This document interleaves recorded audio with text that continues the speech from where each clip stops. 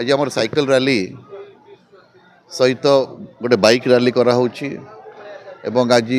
विभिन्न school college छात्र छात्री मान अच्छा एसएचजी स्वयं सहायक गोष्ठी महिला माने भी अच्छा तो से समस्त आज ये हर घर तिरंगा कार्यक्रम में सामिल होती एवं एटा आज समग्र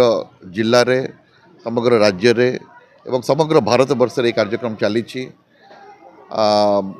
कार्यक्रम उद्देश्य होची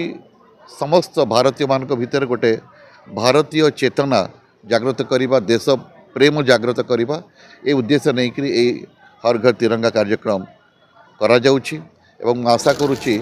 आपण मानकर मीडिया जरिया रे समस्त वर्गर